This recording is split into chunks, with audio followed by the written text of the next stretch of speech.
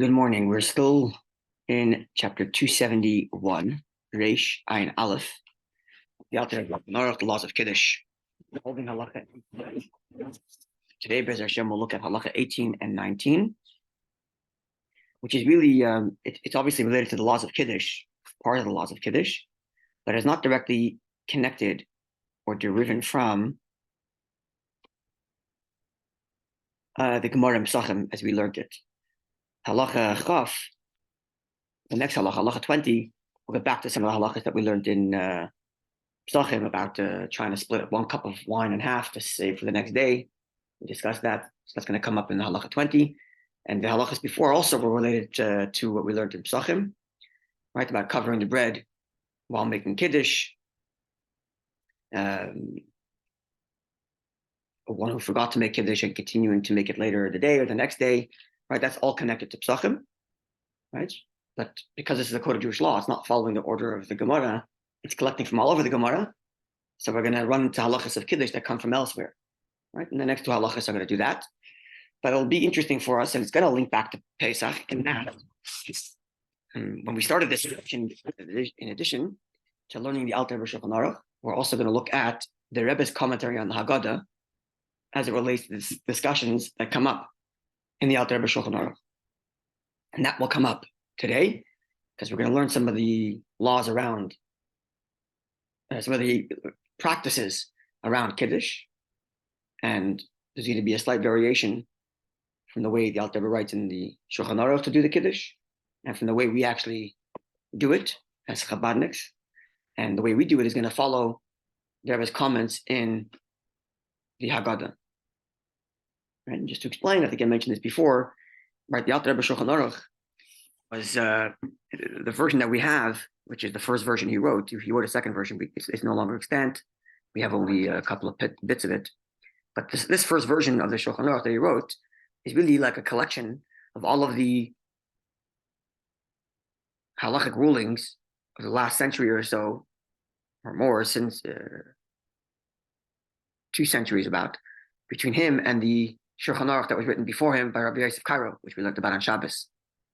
Right, so there's about 2 centuries or so of commentary on the Shulchan Aruch. The Alter Rebbe collects them all and organizes them, and that's what the Shulchan Aruch becomes.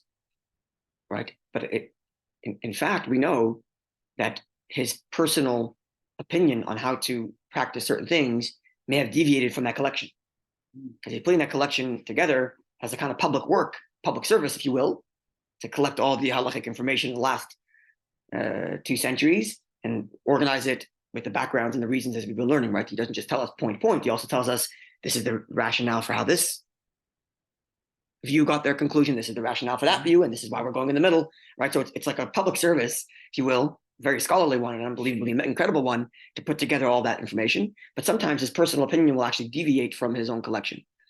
That personal opinion will sometimes be expressed in the Siddur, right? The Alter Rebbe compiled a Siddur, and in it, he includes halacha as well.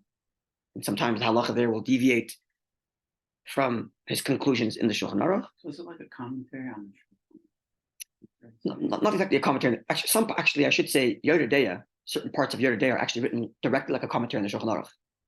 Some parts of his Shulchan Aruch are written like a commentary. The Ohr HaChaim, which is what we're learning now, part 1 of the Shulchan Aruch, was written not as a commentary, because he wanted it to be for the masses. The Yoder Deya, which discusses the laws of like marriage and kosher and other laws, that was meant to be for the rabbis to consult. And therefore it's written as a commentary to the original Shulchan Aruch. But the Ohr HaChaim is meant to be for the layperson or for someone who's not at that scholarly level. So he reads it, it reads as its own independent work, as we see. But it isn't necessarily reflective of his own personal view. Sometimes it is, if it's in parentheses, and sometimes we'll see his own view pop in here and there. But for the most part, he's collating, collecting, and organizing, and explaining the views as they are, right? But his own personal view, sometimes which deviates, will come up in the Siddur, as I just mentioned. And sometimes it won't even be in the Siddur. It'll just be known by tradition within Chabad of how we practice and pass down from generation to generation. Classic example is where to put the mezuzah on the door. So obviously you put it on the right side going in, right? When you're not sure which way the door swings, or there is no door or I'm sorry, you always follow the right side going in. If it's a door that people go both directions, you follow the majority traffic, right? If the majority traffic does not tell you anything because it goes both ways, right? Let's say you have a building that goes from one side of the street to the other side of the street, right? It goes to both sides of the block and it has entrance on both sides. In the middle, there's a wall with a door. So people are going both directions. Which way do you? So the halacha is you follow what's called heker tzir. You follow the way in which the door swings. So the hinges will tell you which way the door goes, which way the traffic goes, right? Because you always open a door into a room and you hide the hinges inside your room, like right here. The hinges are being hidden, right? So the hinges will tell you which way the traffic goes. So here the hinges follow the traffic of people coming into the room, which is ordinarily how it is. When you have traffic going both ways, the hinges will only go one of the ways, and that will tell you which way is right or left. But otherwise, you follow the traffic completely. And that's the halacha. Chabad custom is we always follow the hinges, except for the front door. So if the front door of the house, even if it swings outward, I'm still putting on the right side going in. But anything but that door, even if the traffic goes this way, but if the door opens out this way, I'm putting it on the right side going out, following the hinges, not the traffic. Now, where's that written? Nowhere. It's a tradition that comes down from our Chabad Rebbes. Until our Rebbe. Our Rebbe made it his job. When he even before he became Rebbe, he was the publisher of the Chabad works. And in books like the Hayom Yom, right? In the Hayom Yom, often you'll hear the Hayom Yom is our custom is to do X. Why is Rebbe writing that? He's writing that because it's not written in the Shulchan Aruch somewhere. But by tradition, this is what we know Chabad should be doing. Now, those traditions weren't necessarily written down. And it's possible that in this town, they misheard the tradition and it went that way. And in this town, so even within the Chabad community, if you came from that town, you would be doing it one way. You came from that town, you'd be doing the other way. And there wasn't that clear, concise, this is the Chabad custom. Until the Rebbe came along. And then he put it, that's correct. So in books like Hayom Yom, he put down, here are the customs of Chabad. Which is why sometimes the entry will just be a custom. He put in, as the publisher of the Chabad Svarim, when he republished the Alter Rebbe Siddur, he put notes in the back where there's Chabad custom deviation from what's written in the Siddur, or deviation from the Shulchan Aruch. Likewise, when he wrote his commentary to the Haggadah, he included Chabad custom that might be a variant from the Shulchan Aruch. All these different places together eventually became what's called the Book of Chabad Custom, Sefer Minhagim. So the Rebbe kind of codified Chabad custom for us.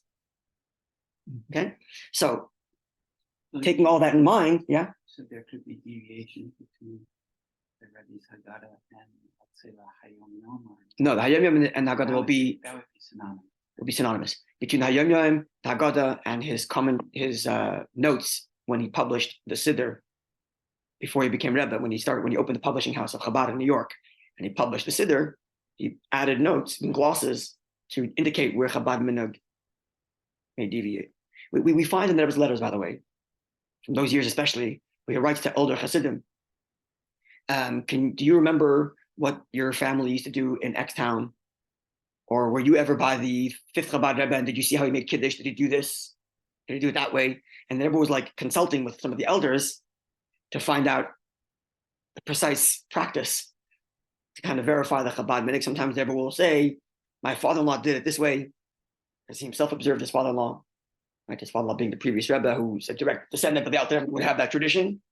And sometimes they'll say, my father-in-law did it this way, but he said the Chabad tradition is to do it a different way, even though his private practice was one way, because this practice is only for a Rebbe to do, but not for the masses.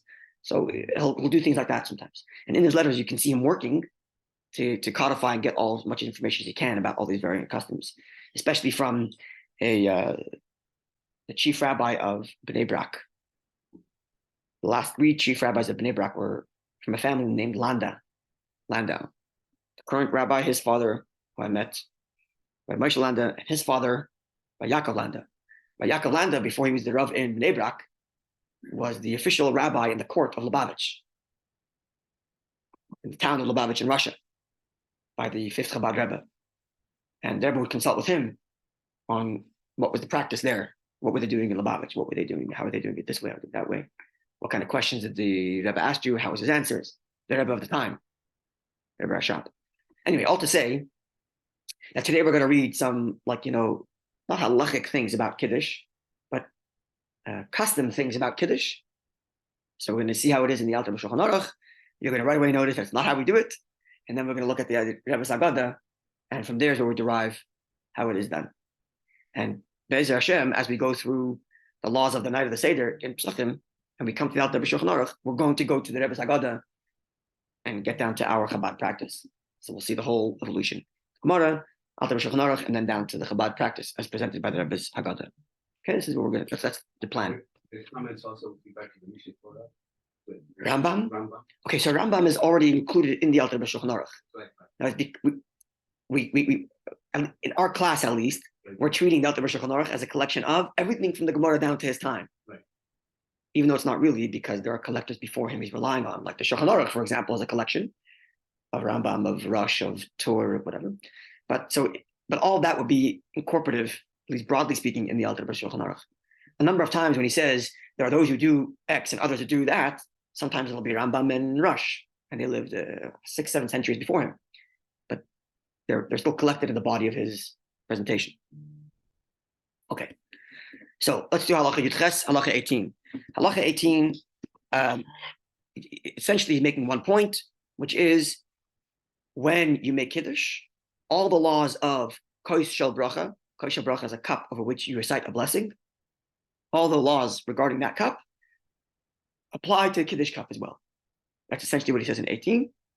Now we see the laws of cup over blessing in the laws of benching. So he doesn't go through all the details of that. He just refers us to there and tells us, all the laws that we learned about in benching, where it talks about how you have to treat the cup. It should be full. It shouldn't be pogum. It's got to be a complete cup, not a broken cup. All those apply to Kiddush. So he doesn't really get into the details other than saying they all apply here. So let's read that. And then we'll get to what I was talking about earlier, which is the custom stuff. That's in Halacha 19. This is the first time I've seen. Must be a full cup filled to the top. Yeah? Halacha 18. Like it's like incorporated here in by reference. Another thing. Incorporated here by reference. Exactly right. Exactly. Let's see. Koshal bracha. Koshal kiddush, the cup over which the kiddush is recited. Bein b'layla, whether it's at nighttime. Bein shal yoyim, whether it's a daytime kiddush. Bein shal havdalah, whether you're making havdalah. Kiddush, havdalah. That cup, ton kol hadvarim, requires all of the same things. Shaton koshal brachas hamazon.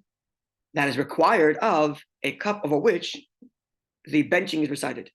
Now, the laws of Kiddush come after the laws of benching. So says the Alter Rebbe, all those laws I told you about by benching, about the cup, apply it here too. Namely, Shihi Yashalim, the cup should be full, completely full, and overflowing, as is our custom. Right? The Rebbe actually once spoke about the fact that it's overflowing, and a person shouldn't be worried that it's considered waste, because the blessings associated with the cup overflowing is worth it, is not worth it. It's in itself makes that wine that's spilled over valuable. So it's not considered a waste. We spoke about that once. Not to be concerned about bal tashchis, about wasting wine, because the spilling is not wasting wine. You're doing it to bring blessing. My cup runneth over. Yeah. So Shiyeh Shalom, it's got to be complete, full cup. Before you use the cup, you should rinse, you should wash it on the outside. And it should be rinsed out on the inside. My father is very particular about this, to have his cup rinsed before Kiddush. The Yamale al Kol Gedoysov, before when he said Shalom, he meant that the cup itself should be full, not cracked. Now he's saying the Yamale al Kol Gedoysov, it should be full to the brim and even spill over. The Lo Yayim Pogum, the wine shouldn't be Pogum.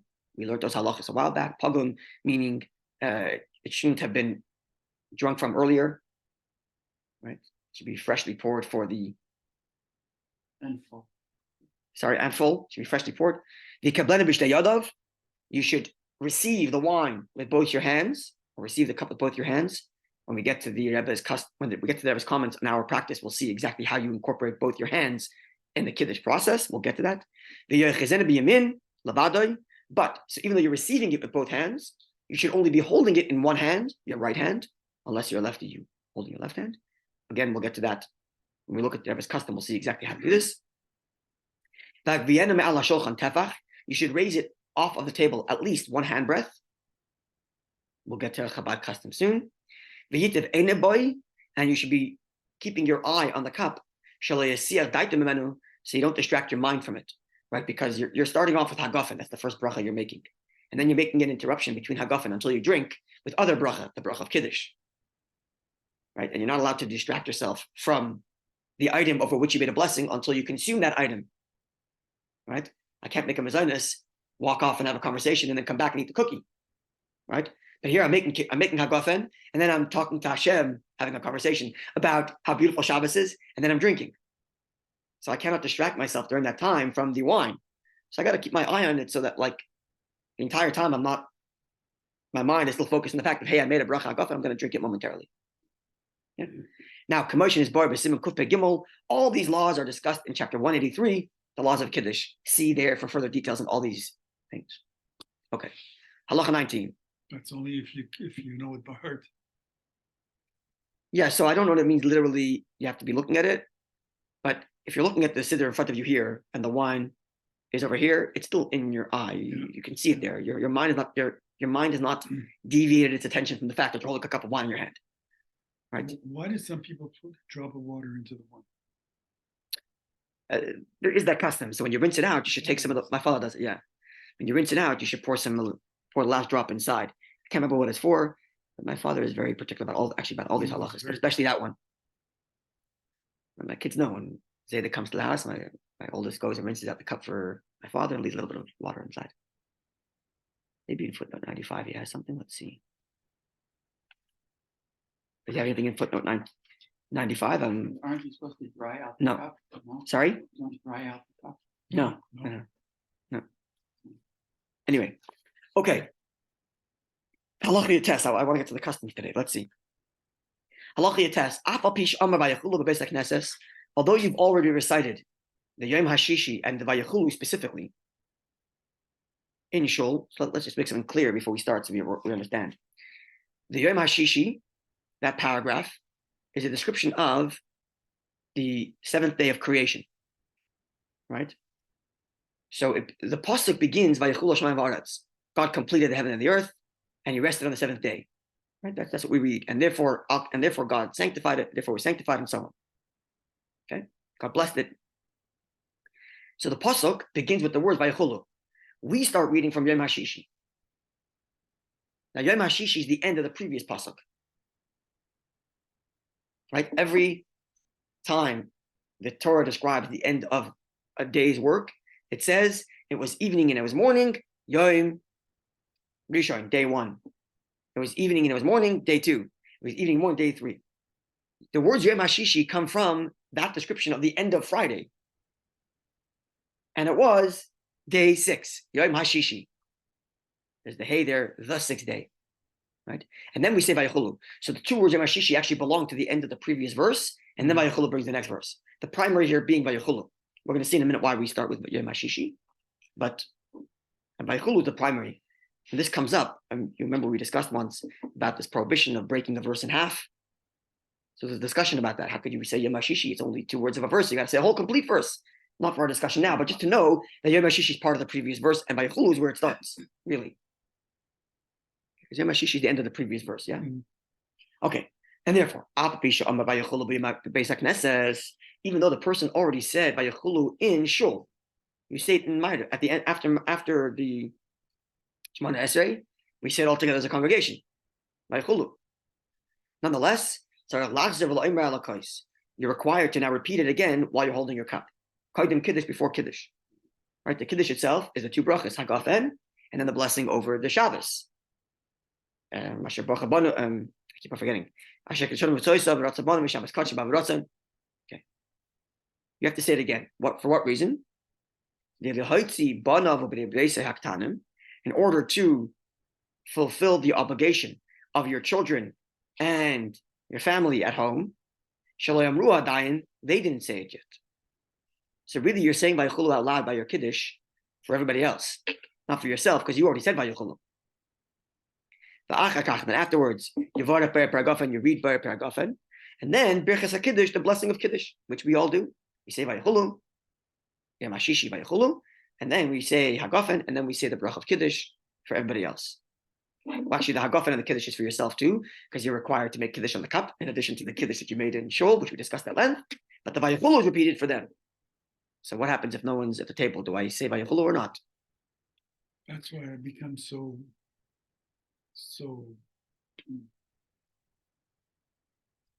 because I'm going backwards. It's fine. I mean, I understand, but it's not the worst. I would think you wouldn't. I know what you're talking about. I'm just saying like this. So my question is, if nobody's around, do I have to say Vayachulu?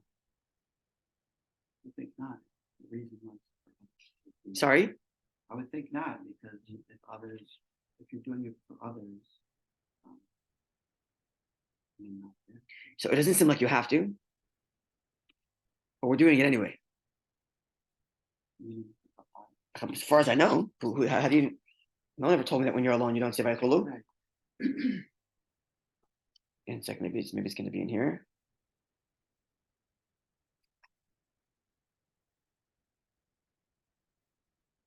Rabbi, would it not be? Okay, maybe we'll see in a second from the Rebbe Haggadah about that in a second. But anyway, another thing that the author hasn't mentioned yet that we do, which we'll get to, of course, in this as well, is the word Savri Maranan. The author didn't say that. He said to say Vayachulu, say Hagafen, and say Kiddush. But of course, we say Savri Maranan, and that'll come up in the Rebbe Haggadah as well. Ooh, I don't have it on this page, but I'll share with you what it says. Is it Yes. possible it comes from Chazilim because of the fact that Rebbe was calling heaven and earth as witnesses? Also? Perhaps. I haven't seen anything like that, but perhaps. I saw a commentary with regard to when we're looking at anything, God's creation is, each one is a witness.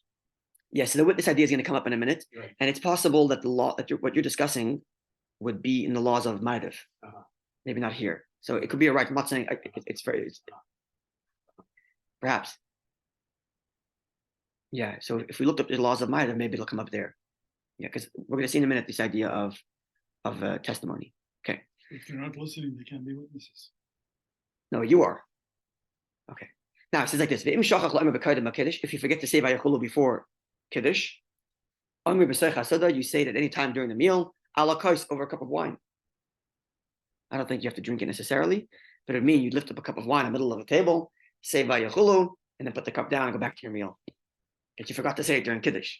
See, this whole thing of forgetting to say certain things is only when Siddurim didn't exist, and you were saying it from memory. But if you have a Siddur as we do today, in plenty, we have little booklets, especially for Shabbos table. You just read what it says, right? But not necessarily was that the case for everybody at the time. Okay. And he says, "V'toiv lamoid, it's best to stand b'shas amidas vayachulu while you're reciting that paragraph vayachulu. V'tamshin is bar b'simen reish samachas for the reasons explained in chapter 268. And there he says, because vayachulu is bearing testimony. As he says in footnote 167, because reciting this passage is compared to giving testimony, which must be delivered while standing. And therefore, during Vayachulu, it's standing. And therefore, there's a link to the heaven and earth giving testimony. I didn't look up the source of 268, so maybe you're right. Okay. Aval bat, the Shas Berachas HaKiddush, and I hope here you'll notice the difference in practice. He says, stand during Vayachulu, but during Kiddush, Yoser Tov Leishev, better sit. We stand. So which means if we were to follow the Alter Shulchan Aruch, and maybe there are many who have this custom, again, not about being a collector of the custom, I'm sure there are many who do this, they stand for during Vayachulu and then sit down for the rest of Kiddush. Yeah? The Tamshin is bar b'simen reish sadik vav for the reasons explained in chapter 296. Now, footnote 108, we're taking some time for this to pop up. I'm not sure why. Says, in that source, the Alter Rebbe states that Torah scholars should not eat or drink while standing. But he says, nevertheless, Havdalah is recited while standing out of respect for the Shabbos king who is departing. Right? So the Alter Rebbe writes, this is 296 is the laws of Havdalah. And there he says, as a rule, a person should not be standing while he's eating. And because you're about to drink a cup of wine, sit. But Havdalah, you should stand because the Shabbos king is leaving. Which means when it's not Havdalah, sit. Nonetheless, he continues, despite this ruling, it is the Babish custom to stand while reciting. And he puts in the parentheses, Sefer Minhagim, which is the book of custom, right? That's the book I was talking about with the Rebbe collected the custom. So you could imagine that maybe 100 years ago or 150 years ago, before the Rebbe put together these customs, maybe some of the Lubavitchers would have sat during the Kiddush because the Shulchan Aruch says to do so. But it seems to satisfy all opinions anyway, because the last. Because you sentence sit says down not before you just the drink. corporate taking the wine. That's right. You sit down before you drink. Yeah. But here the Alter writes, better to sit during Kiddush, right? Toiv, yoiser toiv leishev. Better to sit during Kiddush, but we don't. Okay, now it continues. But in these countries, in Ashkenazic lands, nispashet minhag, the custom has become accepted. Leishev af b'shas amiras parshas Vayichulu, to sit even during Vayichulu, which means you'd be sitting throughout the whole Kiddush. Because to begin with, during the brach of Kiddush, better to sit. We said to stand during Vayichulu because you're giving testimony. But now in Ashkenazic lands, everybody sits throughout the whole thing. Why? Because they already said Vayichulu in shul while they were standing. Mm-hmm. So I already gave my testimony in shul standing. Now I'm just doing it for my family. So I'll stay sitting throughout the whole Kiddush. Makes it easier rather than sitting down while I'm holding a full cup. So this is, I guess, and this I do know. I've seen this done where people sit during the Friday night Kiddush. And therefore, and therefore, people here in Ashkenazi countries are not so particular about standing during the Vayichulu because it's just for their family anyway, and they've already did the Vayichulu in shul. Nonetheless, we stand a little bit, so they would kind of raise themselves like that a little bit, just like this. When they say the first four words, Yom Hashishi Yom Hashishi come from the previous pasuk. Why? Because God's name is alluded to in the first letters of these four words. Yom Hashishi The letters, if you take the first letters of those four words, you have Yud, Hey, Avav, and then a Hey. And as we'll see from the Rebbe Siddur, that's why we say Yom Hashishi, to get God's name in the beginning there. But most Chabad stand. We all stand. Most- That's right. We're going to see in a minute from the Rebbe Sakada. Okay, then he continues. When a person begins his Kiddush, the person should glance at the candles. He should look at the candles when he begins his Kiddush.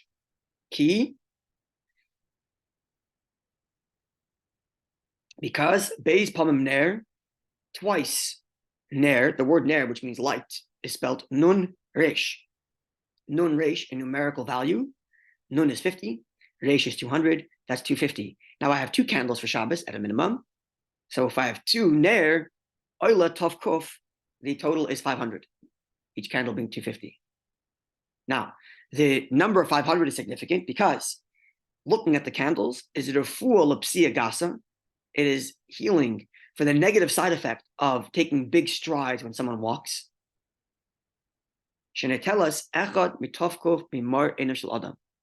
a person takes big strides, this is what it says in our earlier sources, it takes away a 500th of a person's, literally the light in his eyes, his vision. And therefore, looking at the candles counters the negative effect of taking big strides. And therefore, a person should look at the candles, just glance at the candles when he begins his Kiddush. This is a custom that we do, as we'll see.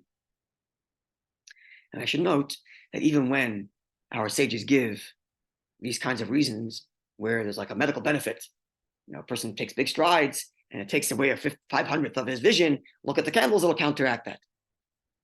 We should know that in all these practices, there are latent spiritual significance, even if its outer package happens to be this kind of medical benefit. We should be particular about following these customs, considering that there are layers upon layers of meaning. Classic example, the rabbi spoke about this on Rosh Hashanah, is the fact that we don't blow shofar on Rosh Hashanah, which is Shabbos. The basic halachic reason is because someone might carry the shofar. But if that were the end of the reason, we're stopping all of Jews from blowing shofar because one guy might carry. It's such a far-fetched issue. The guys can actually carry. He's going to be in shul, right? Why would he carry like the rabbi spoke about? But there are spiritual reasons why we don't blow the shofar on Shabbos and Rosh Hashanah, and its outer halachic packaging, if you will, is the fact that it might be cause someone to carry, as the rabbi explained. So likewise here, even though you see the exterior reason is because it's going to heal someone 500th of his vision from, don't make light of these customs. They're hollowed out by generations of scholars and spiritual people who understand how we should live. And if they tell us, look at the candles when you're making Kiddush, look at the candles when you're making Kiddush, even if the external reason for your vision is not, you don't feel applies to you, right? Because nonetheless, it's got its significance. Okay, continues. But during the Kiddush itself, he should look at the cup. As we said before, his eyes should be on the cup because he has to keep in mind the whole time that he is about to drink a cup. Okay, so what did we learn?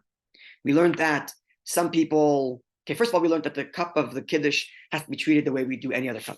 Washed out, the full cup, overflowing. See the laws of benching for that. Okay. Then we learned that you should hold the cup up a tefach. I'm pointing at the things that are going to be different when we look at the Alter Rebbe. The Rebbe said, Haggadah. Hold the cup a tefach. We learned that. We learned that you have to receive it with two hands, hold it in one hand. We're going to look at the details of that. We also learned, look at the cup, look at the candles when you begin. That will remain the practice. Look at the cup. That will remain the practice. And we also learned that some people stand during Vayachulu because you're giving testimony and sit down for Kiddush because it's actually better to sit down during Kiddush. We're going to see there's a difference there. Others sit the entire time during Kiddush. Of course, that's not our practice either. We'll see that in a moment. And what else did we learn that's relevant? We also the Alter Rebbe did not mention Sefri Meronon. That we do. And what else?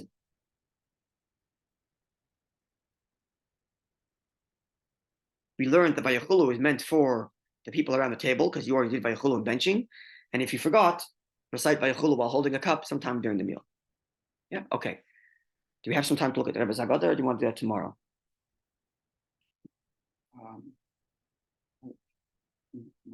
Tomorrow? Okay, so let's look at the Rebbe's Haggadah tomorrow. We'll keep all those little points in mind, and we'll see our practice tomorrow. I'll make sure to have more copies, and I think I'm missing the Sefer Meronon part, so I'll print that as well. All right. Okay, wonderful day, everybody. Thank you.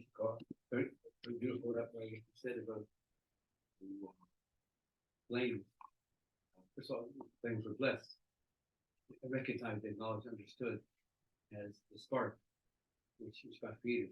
And there's some very beautiful commentaries with regard to the burning bush, how it goes back to all of enlightenment and the whole concept that we should keep. I wrote about, I don't know if you saw it, I wrote about this, matter of fact, the whole idea of enlightenment comes from the burning bush that should remain with every yid throughout up to Mashiach's side and the Hafka, because that's the light that basically The transcendent. exactly. Enlightenment should begin with transcendent. Exactly. It ought to, at least. And so this light is blessed, the symbol of the thing, but basically it was blessed. And just as, for example, even in the clairvoyance that we see in water, you remember we were discussing this? Blessed water, for example. Yeah. You sent me the links on that. Very fascinating.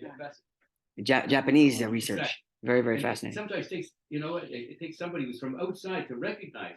Yeah. Just like Napoleon who recognized the Shabbos. Yeah. What happens is often that if you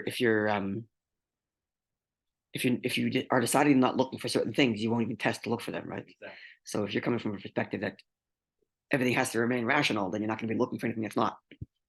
But if you're open to seeing everything, you'll find other things, even in scientific studies. Yeah. Okay, wonderful day, Yidden.